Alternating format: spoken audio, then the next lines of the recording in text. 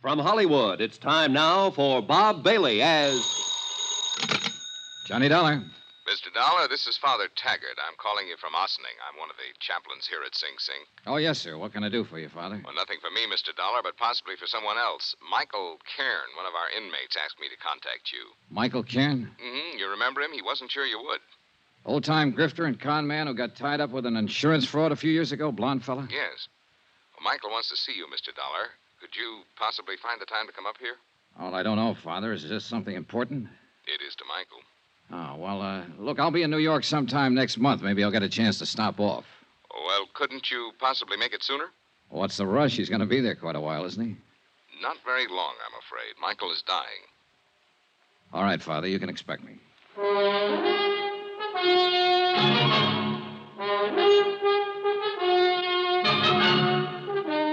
Welcome to Johnny Dollar. Beginning tonight and every weekday night, Bob Bailey in the transcribed adventures of the man with the action-packed expense account. America's fabulous freelance insurance investigator. Yours truly, Johnny Dollar.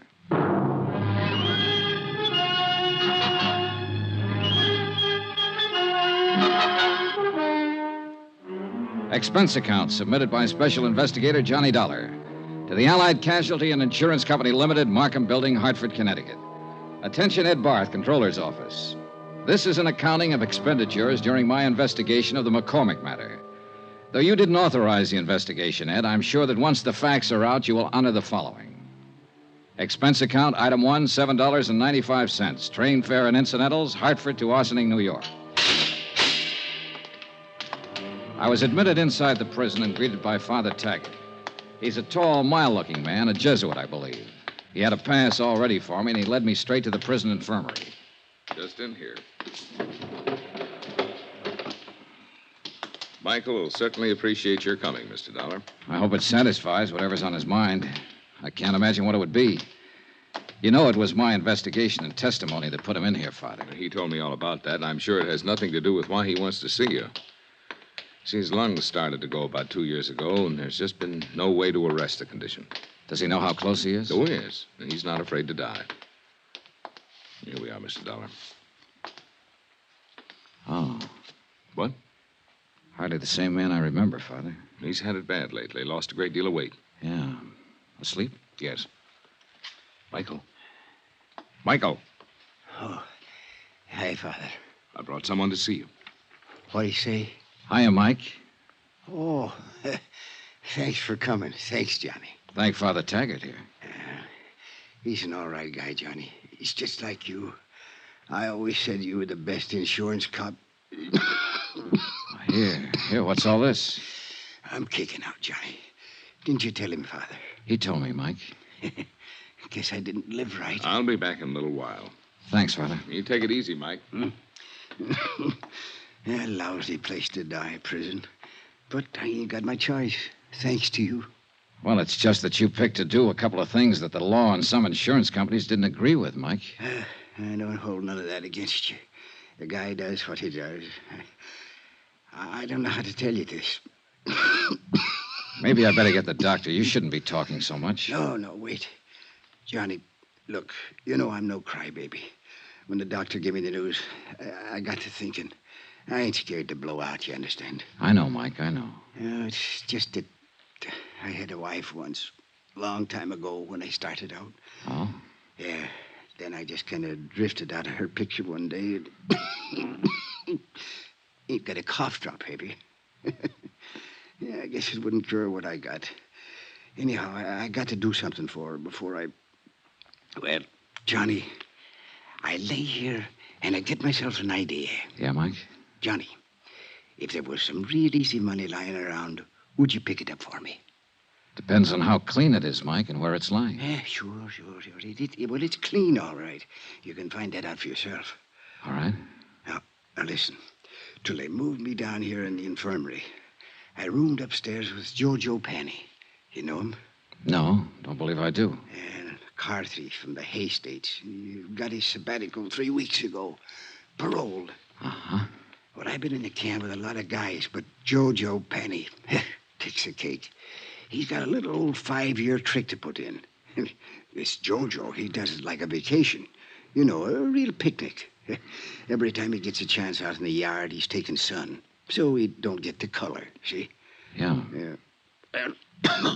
When they push him in with me, I notice this. And I get to going over it in my head. Yeah. Why does a guy whistle in a cell block, Johnny? Why is he treating it like a rest home? Short term. He's got something outside waiting.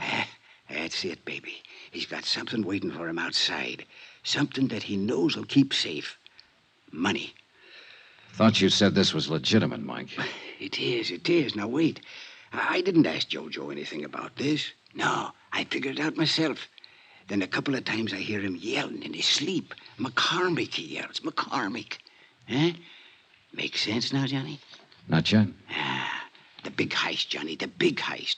A few years ago, a rich guy named McCormack out on Long Island or someplace like that gets turned over for $100,000 worth of jewelry. You remember?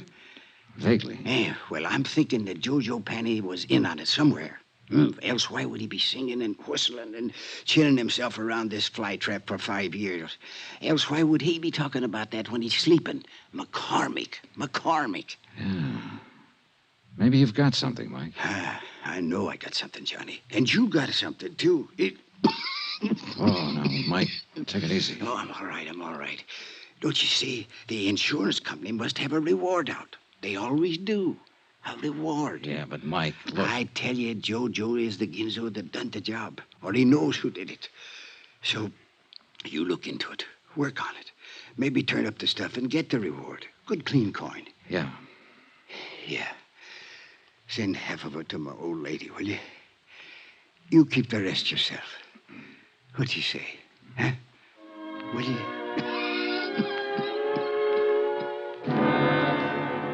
Ego factare mihi ad apostolia, sedi tributa indulgentiam plenariam. Mike Kern died 3 hours later. Et Filii, The last living thing he did was wink at me. Amen.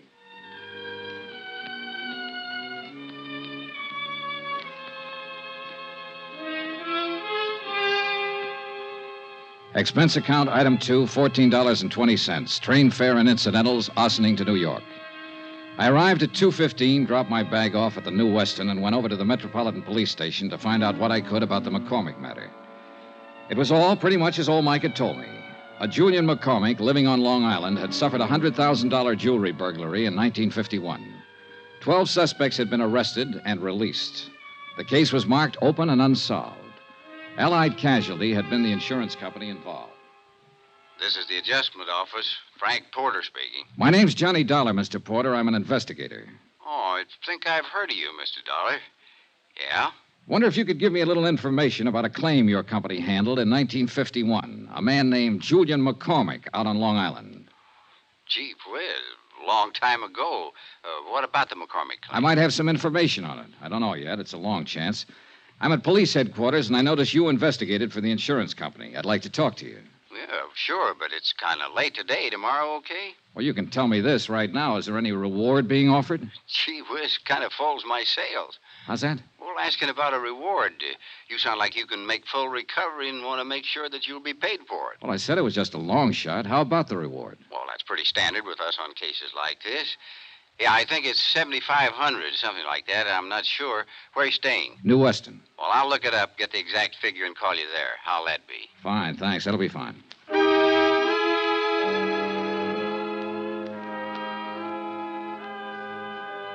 Before I left the police station, I turned out a mug on Jojo Penny. He was a big, broad-shouldered lad with plenty of beef, and a list of petty convictions, 4 of them in New York State. The last one was for carrying concealed weapons. His parole status was good, though, and the parole officer furnished me with his home address. The Allen Hotel, rates day, week, or month, 115th Street.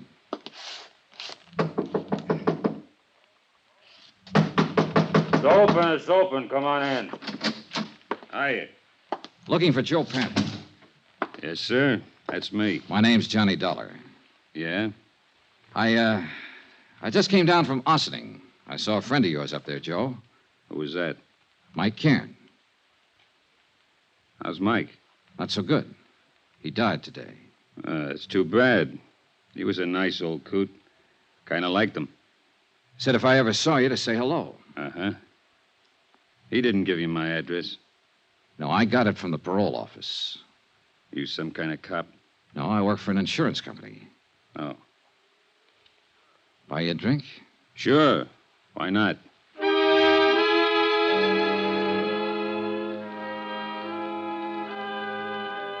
Expense account, item 3, $4 even for drinks. I wanted to look at Jojo Panny and talk to him and figure out how I was going to go about getting information from him. And the more I saw and the more he talked, the more I wondered if whatever he might have said about the McCormack case in his sleep happened to some other McCormack. After all, a man with a long list of petty thieveries is hardly ever involved in a slick, big-time safe-cracking job. That takes another kind of talent, and one I was sure that Jojo didn't have. So I just been taking it easy and looking around. I figure I can get a job pushing a truck or maybe a cab if I'm lucky. Got to get something to do. Parole officers kind of hard-nosed about things like that. Yeah. Drink up. Want one more? Oh, no thanks. 3's my limit. Like to keep in shape. Sure. Say, you got anything to do? Nothing special. Why? Thought I might go out to Long Island later on tonight to say hello to an old friend of mine.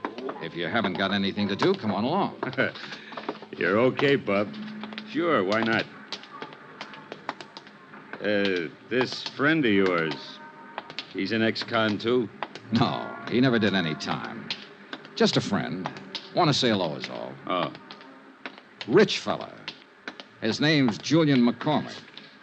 You're very big with the hellos around here today, aren't you? Anything wrong, Joe? You probably are. Why do you say that? Nothing. Ever know anyone named McCormack? I knew a guy named Arnie McCormack once back in Salt Lake City. We were pals for a while. Oh. Yeah. Arnie was killed in the war. He'd got himself drafted in the infantry. Maybe he's related to my friend Julian McCormack out on Long Island. He wasn't related to anybody, not that bird. I'm leaving. I want to get up early tomorrow. Why not come with me? Thanks for the drinks. He drifted off down the street and left me standing there. And one thing I was sure of, he had the name McCormack on his mind. Whether it was the right McCormack or the right case, I didn't know. Anyhow, he was my one big lead. So I was back at his hotel early the next morning and talking to the desk clerk. Penny, did you say room 210? Yeah, that's right. Vamoose. What? He left, bag and baggage, last night. Well, where did he go? What's his forwarding address? He didn't say. Just left.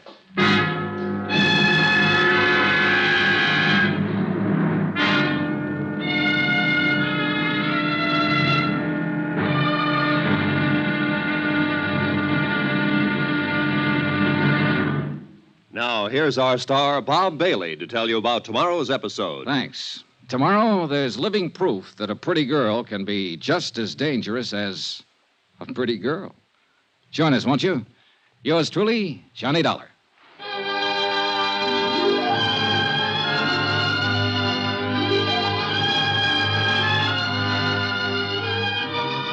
Yours truly, Johnny Dollar, is transcribed in Hollywood. Written by John Dawson, the entire production is under the direction of Jack Johnstone. Be sure to join us tomorrow night, same time and station, for the next exciting episode of Yours truly, Johnny Dollar. Roy Rowan speaking.